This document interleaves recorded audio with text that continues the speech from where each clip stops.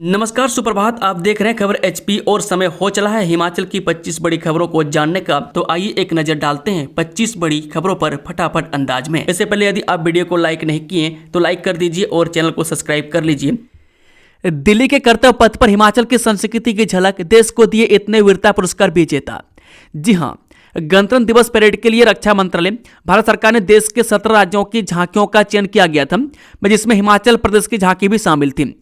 वहीं सोमवार को हिमाचल प्रदेश की झांकी ने यह दिखाया कि हिमाचल प्रदेश न सिर्फ देवी देवताओं की भूमि है, बल्कि निडर देशभक्ति की भी भूमि है और इसने अपने बहादुर बेटों और बेटियों को श्रद्धांजलि दी।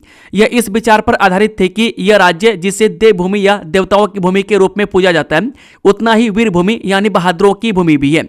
इस राज्य ने देश को 1203 वीरता पुरस्कार विजेता दिए, जिनमें 4 परमवीर चक्र, 2 अशोक चक्र और 10 महावीर चक्र शामिल हैं, जो भारत के सैन्य इतिहास में वीरता का एक असाधारण रिकॉर्ड है।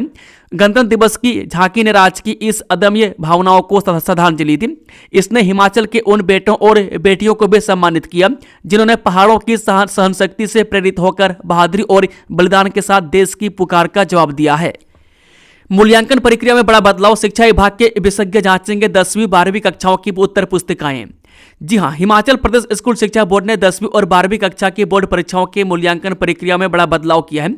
इस बार उत्तर पुस्तिकाओं के मूल्यांकन के लिए बोर्ड स्वयं शिक्षकों की तैनाती नहीं करेगा, बल्कि शिक्षा विभाग से विशेषज्ञों की सेवाएं लेगा।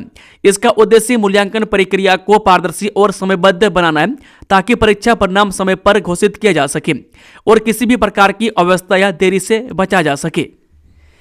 सीएम सुखविंदर सिंह सुक्खू बोले, पंजाब और हरियाणा का अन्न भंडार हिमाचल की नदियों के कारण। जी हां, मुख्यमंत्री सुखविंदर सिंह सुक्खू ने कहा कि अगर पंजाब और हरियाणा को देश का अन्न भंडार कहा जाता है तो यह हिमाचल की नदियों की वजह से है, जो इन राज्यों की जमीन की सिंचाई में अहम भूमिका निभाती है। उन्होंने कहा कि सरकार संसाधनों की लूट की इजाजत नहीं देगी। पूर्व सरकार ने राज्य के हितों से समझौता किया है।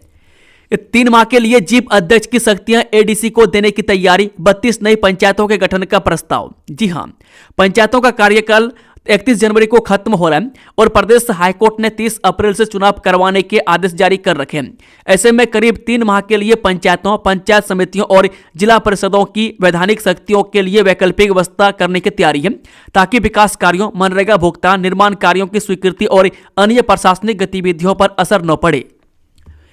मतदाता सूची में 91,000 नए नाम शामिल, 64,000 अपात्र किए बाहर। जी हां, हिमाचल प्रदेश की मतदाता सूची में बीते 1 साल के दौरान अब तक 91,949 मतदाताओं के नाम जोड़े गए हैं। 1,49,328 मतदाताओं के विवरण में सुधार किया गया।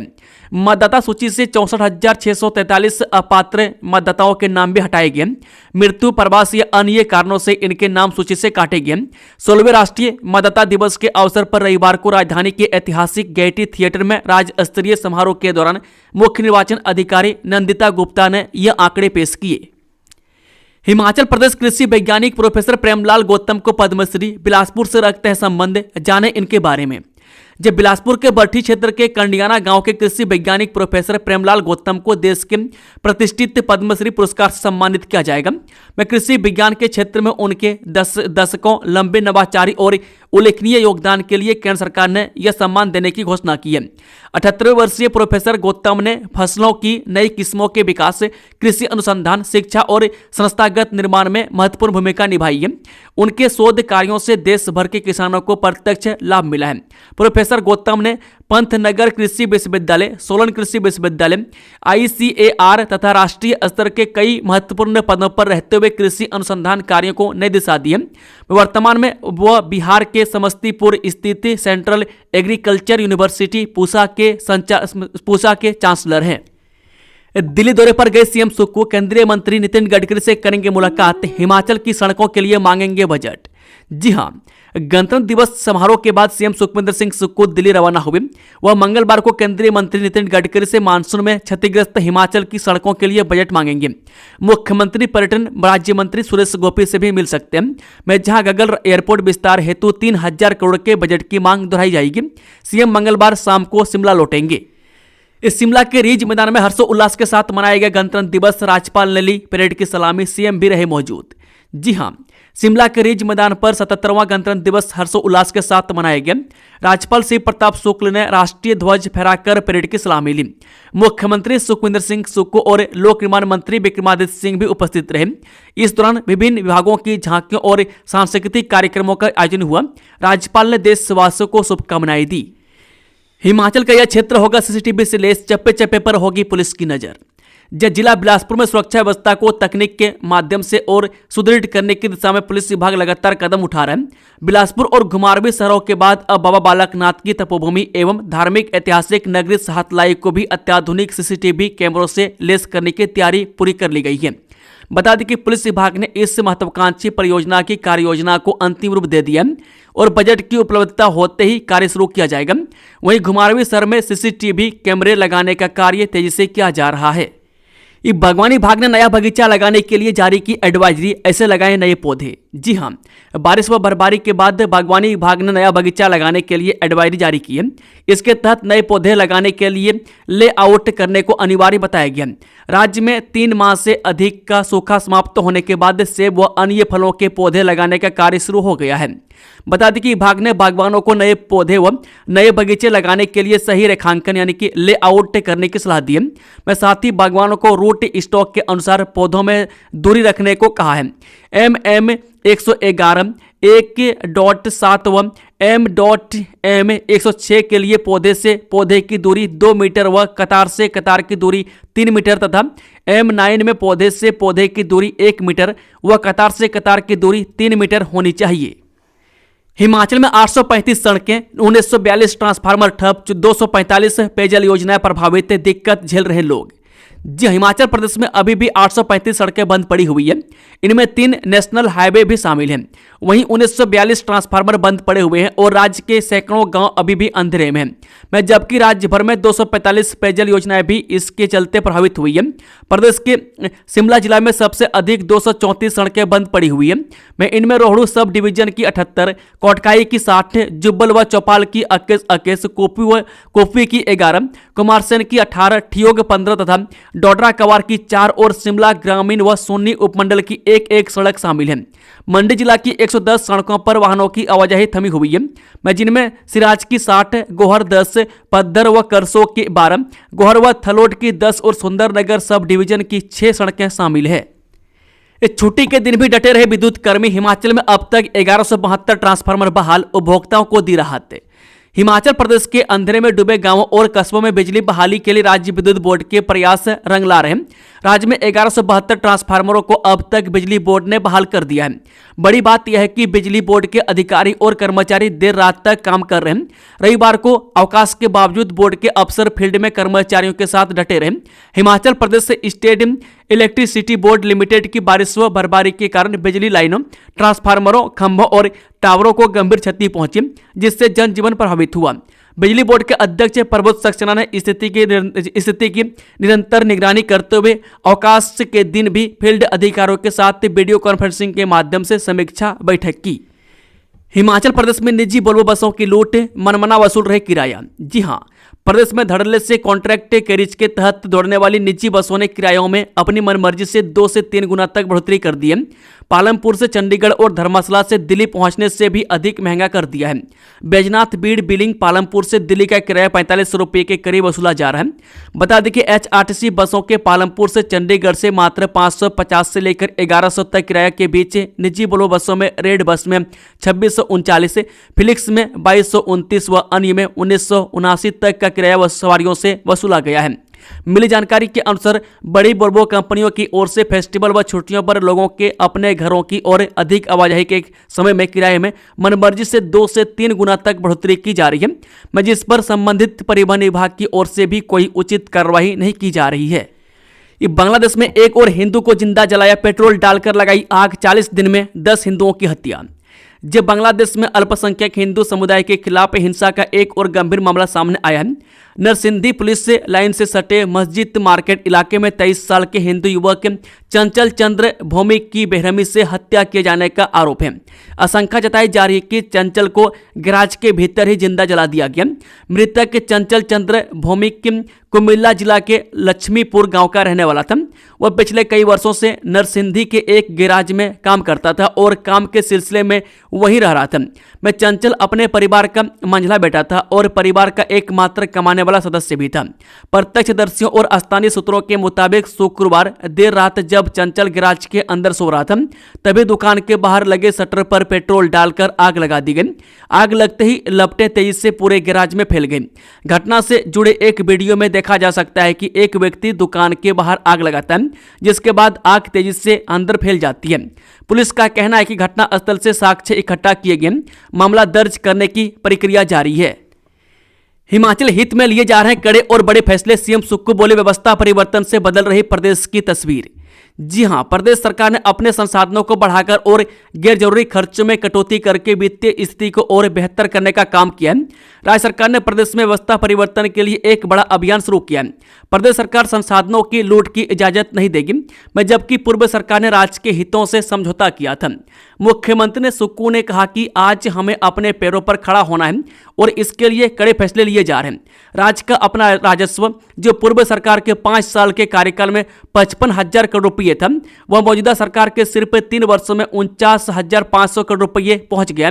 मुख्यमंत्री सुखविंदर सिंह सुक्खू ने रविवार को कांगड़ा जिले के परागपुर में आयोजित 56वें पूर्ण राज्यत्व दिवस समारोह के दौरान प्रदेश के लोगों को शुभकामनाएं दी।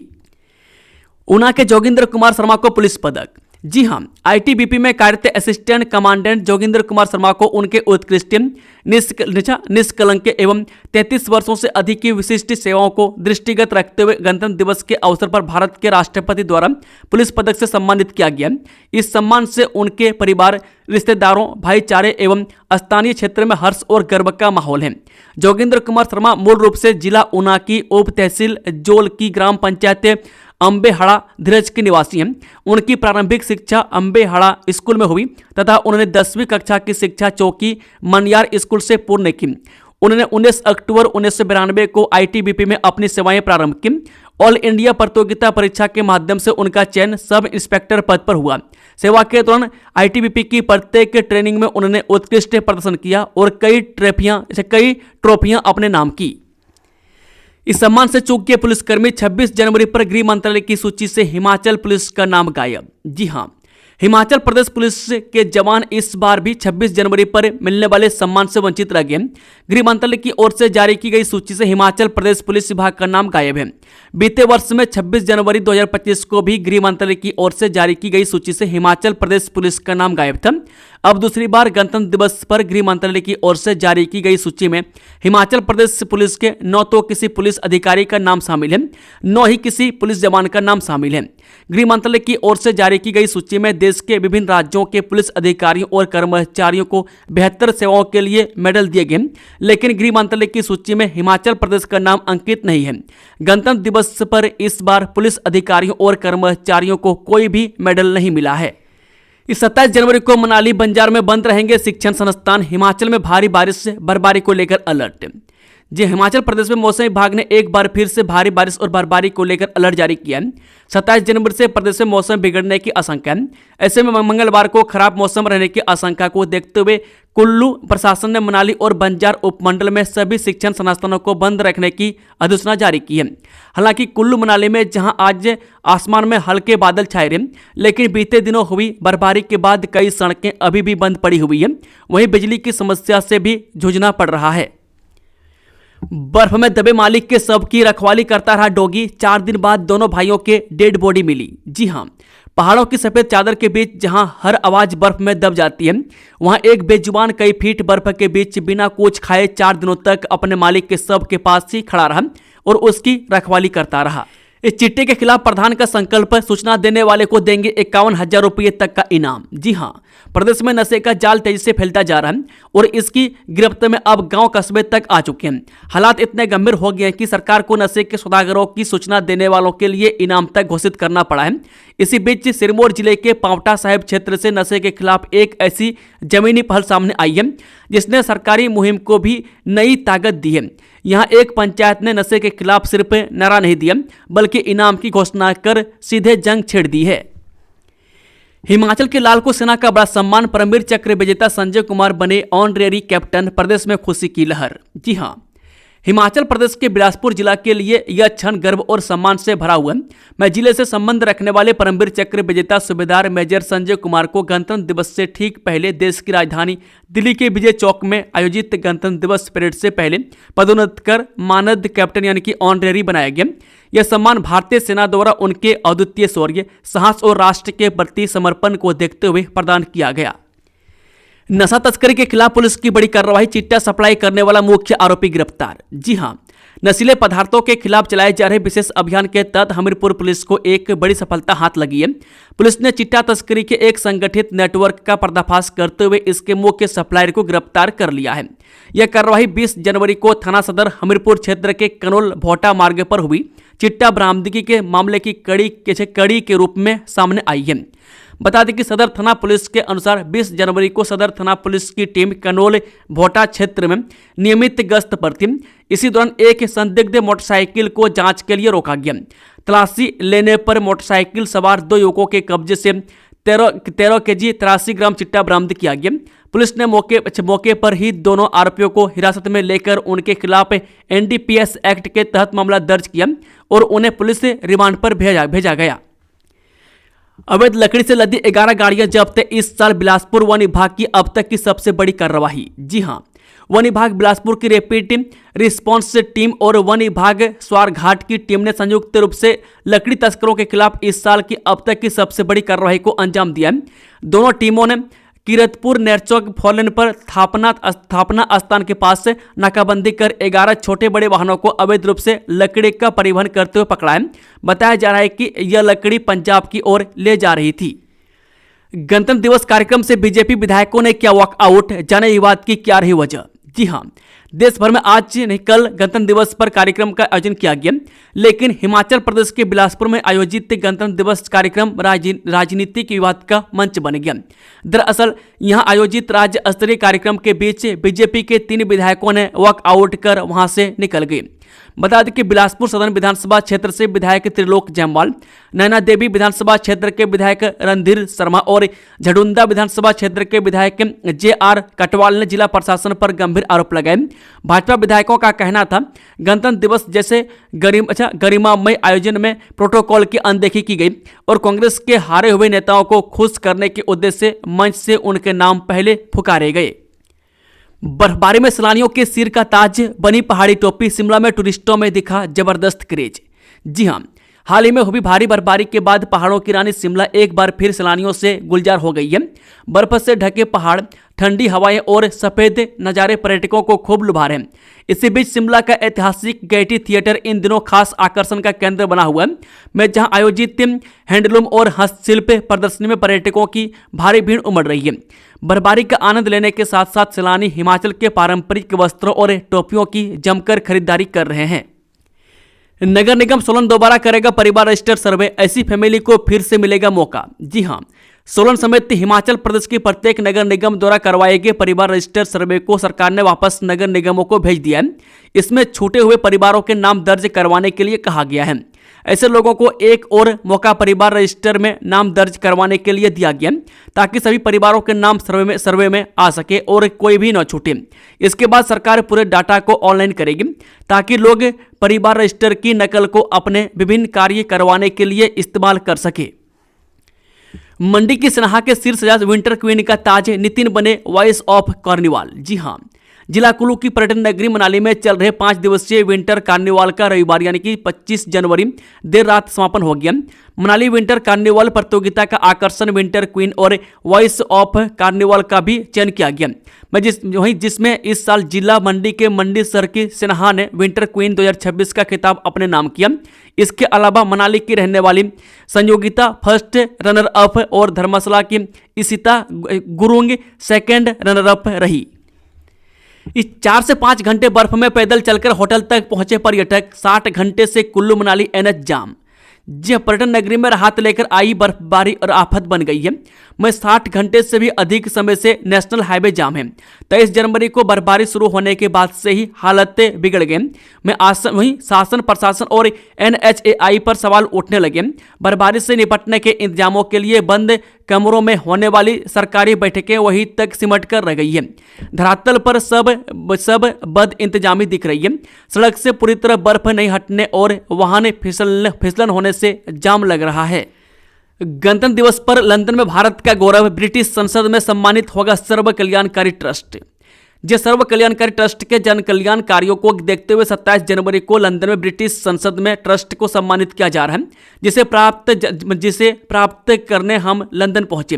गौरव का विषय यह भी है कि गणतंत्र दिवस के पावन अवसर पर लंदन पार्लियामेंट स्क्वायर में राष्ट्रपिता महात्मा गांधी की प्रतिमा के समक्ष शीश झुकाकर उन्हें नमन किया। हमीरपुर में गणतंत्र दिवस पर मंत्री अनुरुद्ध सिंह ने फहराया तिरंगा। जी हां, 77वां गणतंत्र दिवस सोमवार को जिला हमीरपुर में भी हर्षोल्लास के साथ मनाया गया। जिला स्तरीय समारोह शहीद captain Mridul Sharma memorial boys senior secondary school Hamirpur के मैदान में आयोजित किया, जिसमें ग्रामीण विकास एवं पंचायती राज मंत्री अनुरुद्ध सिंह ने राष्ट्रीय ध्वज फहराया और भव्य परेड की सलामी ली। इस परेड में Himachal Pradesh police, home guards, NCC, NSS, squad and guides, आपदा मित्रों, विशेष बच्चों और विभिन्न शिक्षण संस्थानों की टुकड़ियों ने शानदार मार्च पास्ट किया। दोस्तों, खबरों का सिलसिला समाप्त होता है। अगर जानकारी पसंद आई हो तो वीडियो को लाइक, शेयर, चैनल को सब्सक्राइब जरूर कर लें और कमेंट बॉक्स में अपना फीडबैक देना ना भूलें। Thank you, all the best. जय हिंद, जय हिमाचल, जय भारत।